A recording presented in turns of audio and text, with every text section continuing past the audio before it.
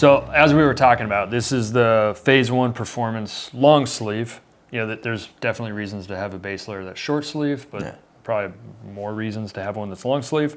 I would submit anyway. But this is the Phase 1 long sleeve. There's some interesting design features going on here that are worth talking about just because I think they should be the standard. And one of them on long sleeve shirts and base layers is this little, I don't know what the technical name for it. I'm sure the engineers called this something, but I just call it thumb hole. Yeah, thumb loop. Thumb loop. And this is to prevent your base layer from pulling up your arm. You got that gap right there, which can kind of be counterproductive. So something that's super simple, but super needed for this capability. And then also, let me try to hold this up. Front it, there we go. Now, so it's a little bit longer than a normal shirt, and that is for an actual reason, and that reason is to tuck it into your pants. Because if you don't do that, then your pants are tucked into your shirt, and that's not going to work for us. Yeah, we definitely want your shirt tucked into your pants, so that all the sciencey stuff is actually happening where it needs to be, when it needs to be. So that's why it's a little bit longer. Yeah. On base layers, we typically don't get a vampire collars. They do exist. We'll talk about the combat shirt and the reasons it's got to have a collar. Yeah. But as far as a base layer, this doesn't have a vampire collar or anything like that because it's not supposed to be worn in that fashion. So form-fitting, comfortable, but no vampire collar. So this shirt I probably wouldn't wear under just a raw carrier, right? Because that, like I said, we'll talk about it in a different video, but I won't wear anything underneath body armor that doesn't have a pretty decent collar, and that's for some usage reasons. Another great aspect of design in this shirt that you probably won't notice, because you probably don't do your own laundry, is if you flip it inside out, the seams on the inside are clean seams, which means they don't protrude. So there's not a bunch of excess fabric on the inside of the shirt, because if there's a big old, protruding excess fabric seam on the inside of the shirt, it's obviously going to rub your body, especially when this is all smashed up against you because you're wearing mid layers, body armor, whatever the case is. So these clean seams don't get a lot of press because nobody wants to look inside the shirt, but they really do make a huge difference. Yeah.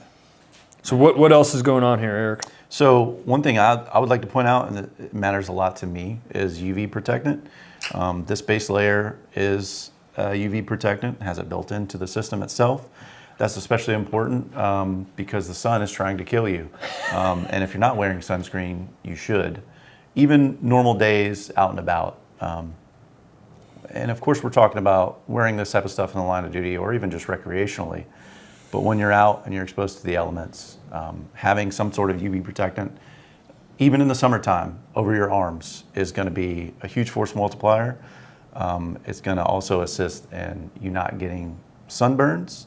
Sunburns are also going to cause discomfort, especially in layering systems, because if your shoulders or your arms are sunburnt and it comes time to put on outer layers, you're going to create friction points and just not going to be a good time.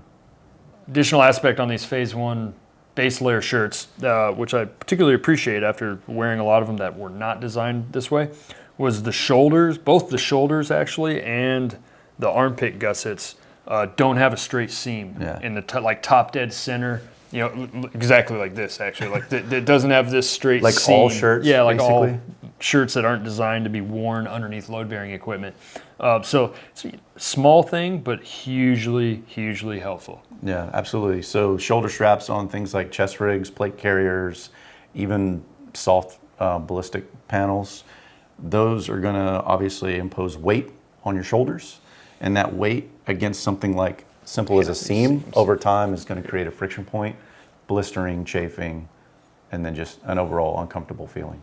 And we have the same, not for the same reasons, but the underarms, I don't know if this is going to show up on camera because it's all the same color, but these underarm gussets and the way that they're designed from basically 12 o'clock, 6 o'clock, if you raise up your arm, helps in two things. A, you get a little bit better like airflow and everything in there because there's a little bit of a gap.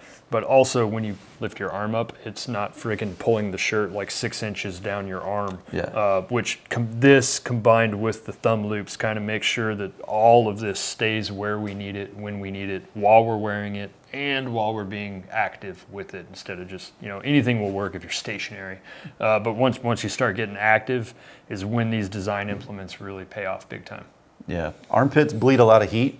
You got to let it get out of there. So that way you can maintain body temp and comfortability. Also the seam and the way it's done as well with the gussets, you don't have that sort of, I guess, underarm seam that goes through there, which again is going to create another sort of pain, if you will. Yeah, right in the arm gunch area. Yeah, right in your armpit meat. Yep.